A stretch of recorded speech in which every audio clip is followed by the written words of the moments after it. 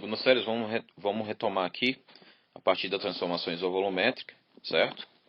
Aí nós temos um outro gráfico, de forma análoga que fizemos lá na transformação isobárica. Vamos pegar aquela equação que a gente descobriu lá depois da equação de Clapeyron, no segundo slide, que é a equação do Pivot-Pivotó, famoso Pivot-Pivotó. Vamos pegar ele, P0 V0 sobre T0 é igual a P1 vezes V1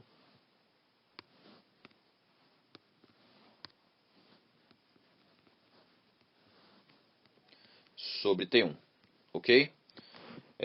Como o volume é constante, nós estamos dentro de uma transformação isovolumétrica, o volume sendo constante, podemos aí cortar o volume inicial com o volume final, porque é o mesmo valor, né? E vai sobrar aí pra gente a seguinte equação: P0 sobre T0 igual a P1 sobre T1. O que eu posso tirar de conclusão dessa equação? Da mesma forma que fizemos lá para a transformação isobárica, o mais importante não é nem você gravar essa equação, e sim saber que pressão e temperatura dentro de uma transformação isovolumétrica é uma grandeza diretamente proporcional. Então, se eu dobrar a pressão, automaticamente eu dobro a temperatura. Pessoal, não faz sentido eu falar de proporcionalidade entre duas variáveis de estado se eu não te falar aí qual é a transformação gasosa que eu estou perguntando, ok? Então, se é dentro da isovolumétrica, é pressão e temperatura que são diretamente proporcionais. Se é dentro da isobárica, é volume e temperatura que são diretamente proporcionais. E vocês vão ver uma outra relação dentro da isotérmica, beleza? Ok? Olhem para o gráfico. Esse gráfico também não é definido na origem, tá? Percebam que os eixos aí, eu tenho pressão e temperatura, e se tem temperatura, ele não é definido na origem, certo? Ele também é um gráfico linear, ele passa, se a gente descobrisse aí o zero absoluto, ele teria que passar pela origem, portanto, ele é um gráfico linear que dita que a pressão e a temperatura são grandezas diretamente proporcionais. Eu quero atentar vocês a um detalhe, e esse detalhe ele está ligado aí ao propriamente dito ao gráfico, ok? Percebam que eu estou dentro de uma transformação isovolumétrica, e na transformação isovolumétrica o que eu tenho de constante é justamente o volume. E eu quero que vocês atentem que para construir o gráfico de uma transformação isovolumétrica não entra aquilo que é constante. Então, nos eixos, o que eu vou colocar são as variáveis. O que está variando aí na transformação isovolumétrica? Pressão e temperatura. Assim como lá na isobárica, eu vou voltar lá na isobárica para que vocês se atentem a isso. Na isobárica, a pressão sendo constante, entra nos eixos volume e temperatura.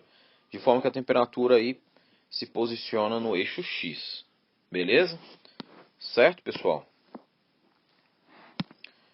Por último, nós também temos a relação aí de comparação entre três isovolumétricas, tá? Eu tenho a V1, tenho a V2 e tenho a V3. E o que é mais importante você entender? Que quanto maior o ângulo, maior o volume aí da isovolumétrica. Então, a V3 é o maior volume, depois vem a V2 e por último a V1. Beleza, pessoal? Certo? Isso é uma informação extremamente importante, principalmente quando a gente for analisar aí gráficos da termodinâmica. Vamos pular por último aí para a transformação isotérmica. Deixa eu só voltar aqui. Vocês sabem disso, mas é bom reforçar. A transformação isovolumétrica ela pode ser chamada também de transformação isocórica ou de isométrica, ok? São dois termos aí para a mesma transformação. Isocórica, isométrica, isovolumétrica se remete a essa transformação que eu acabei de falar aqui. Então, voltando lá para isotérmica, o próprio nome diz, temperatura constante. Então, a temperatura ela não entra nos eixos, certo? Se a gente pegar lá a nossa equação do Pivot-Pivotó, P0 V0 sobre T0 é igual a P1 V1 sobre T1, ok? Neste caso, a temperatura nos dois estados são iguais e sobra para a gente aí P0 vezes V0, P1 vezes V1. O professor André, de forma brilhante, falou para vocês sobre essas relações de proporcionalidade. Ele falou porque é extremamente importante e eu vou reforçar novamente. A isotérmica é a única transformação que as variáveis de estado são inversamente proporcionais. Por quê? Veja que pressão e volume não estão em cima um do outro. Eles estão ao lado. Então são grandezas inversamente proporcionais, ok? Então eu posso falar que quando eu aumento a pressão, automaticamente o volume diminui. E quando eu aumento a temperatura, a pressão diminui proporcionalmente. Beleza? Aqui nessa transformação nós não temos um gráfico linear. Perceba que é uma isoterma, é um decaimento aí, tá?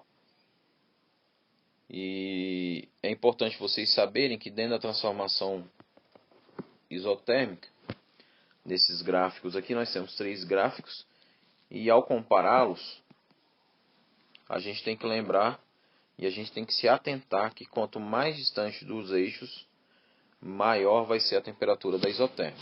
Então eu posso concluir aqui que a isoterma T3 ela tem uma temperatura maior do que a T2, que é maior do que a temperatura T1. Ou seja, quanto mais distante aí dos eixos, maior a temperatura da isoterma.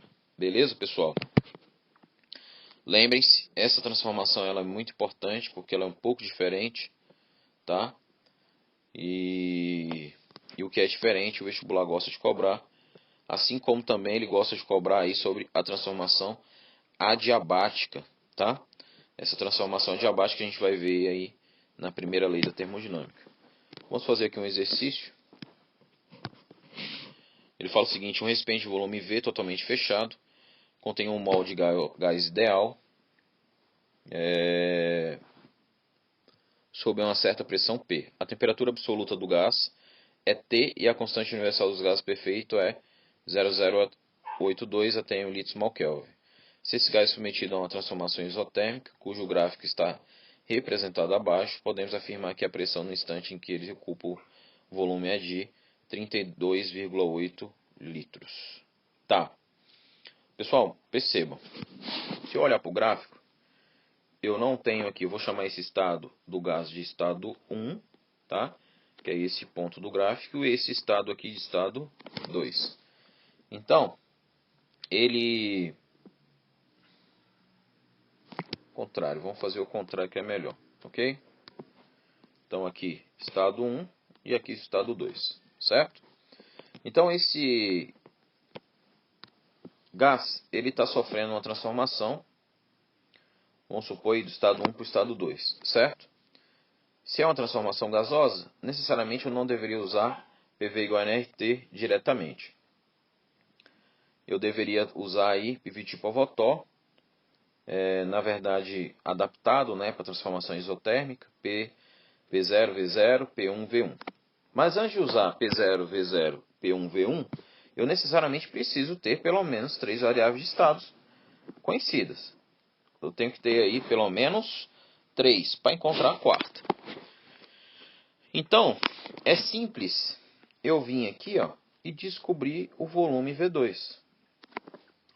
E como que eu vou descobrir o volume V2? Equação de Clapeyron. Depois que a gente descobrir esse volume V2, podemos vir aqui e encontrar a pressão P1 através da transformação gasosa. Ok? Poderia reaplicar a equação de Clapeyron? Poderia, não tem problema. Você poderia reaplicar a equação de Clapeyron e descobrir o P1. Mas não, vou usar no primeiro passo a equação de Clapeyron e depois a transformação gasosa da isoterma. Ok? Então vamos aqui comigo. A equação de Clapeyron diz pra gente PV igual a nRT. Eu estou usando essa equação para um estado específico, que é o estado 2. Então, pressão 2, volume 2, temperatura 2. Lembrando que a temperatura é constante, porque é isotermo, tá? E se a temperatura é constante, a gente deve usar o valor aí de 47 graus Celsius. Lógico, sempre em Kelvin. A pressão 2 vale 4. O volume 2 é o que nós queremos. O número de mols é 1 mol. Constante universal dos gases 0082.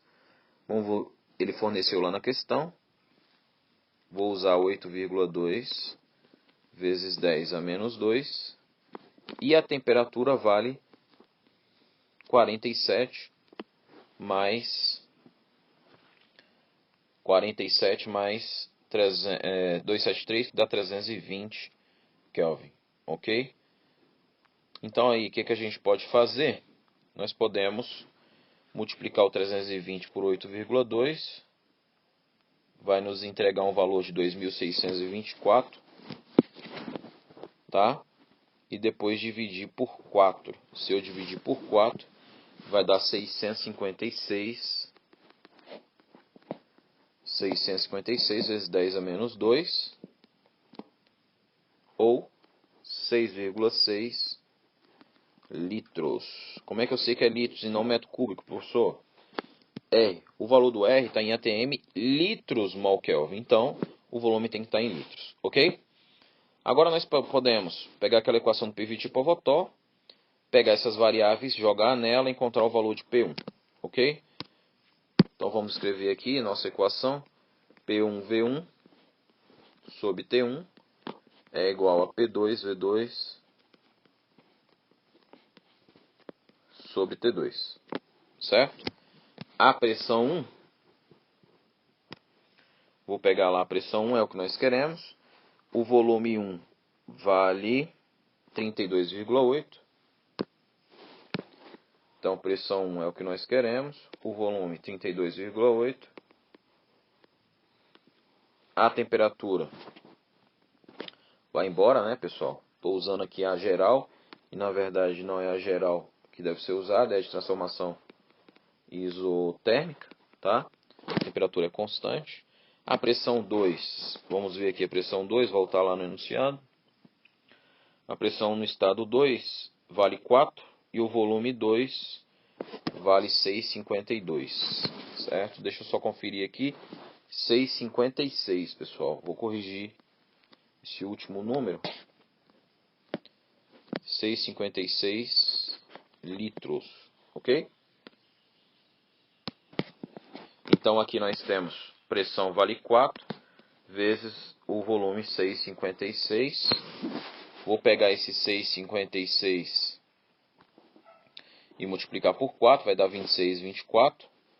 Dividir por 32,8, nós teremos aí uma pressão 1 de 0,8.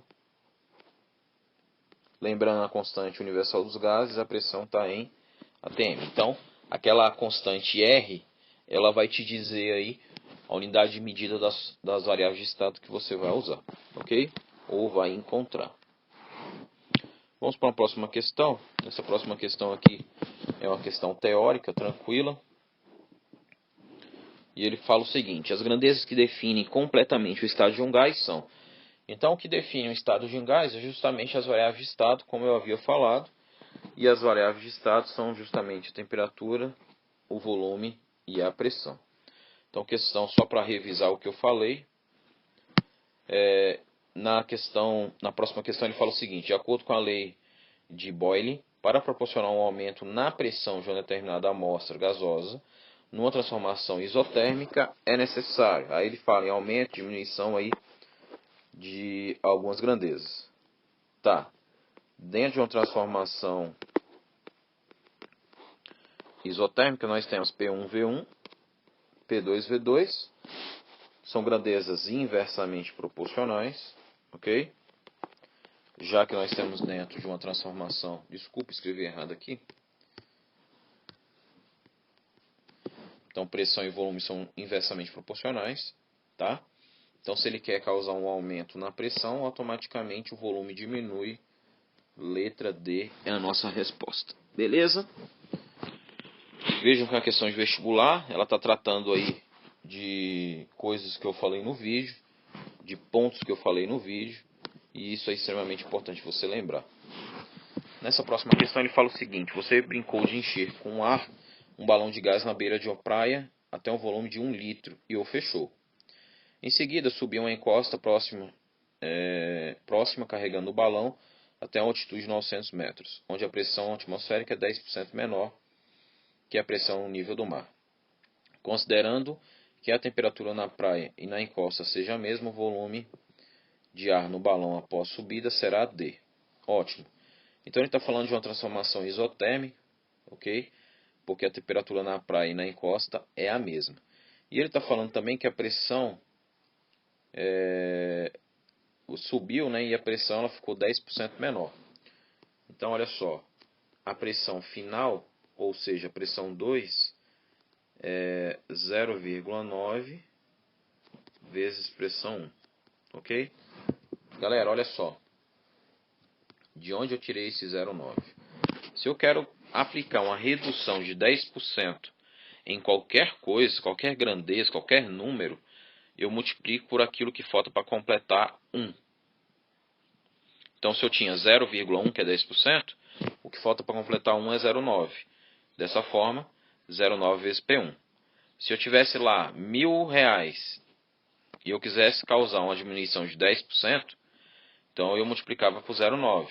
Daria aí R$900. Ok? Beleza? Vamos supor que eu quero causar uma redução de 60%. Então multiplico por 0,4. Redução de 50%. Multiplico por 0,5. E assim por diante. Eu já havia explicado isso para vocês em sala de aula, mas talvez vocês não tenham lembrado dessa dica. Ok? A temperatura é constante. O volume é 1 litro lá no estado 1. Certo? E a gente quer o volume 2. Certo? Então aqui a gente pode escrever P1 vezes V1 é igual a P2 vezes V2. A pressão 1, eu deixo quieto, eu não sei o valor. O volume 1 vale 1. A pressão 2, ela é 0,9 da pressão 1. Vezes o volume 2, que é o que nós queremos. A pressão 1 vai embora, ok? E aí nós temos o volume 2 sendo 1 dividido por 0,9. Vamos ver aqui.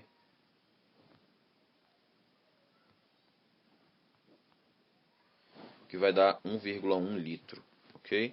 Esse é o volume 2.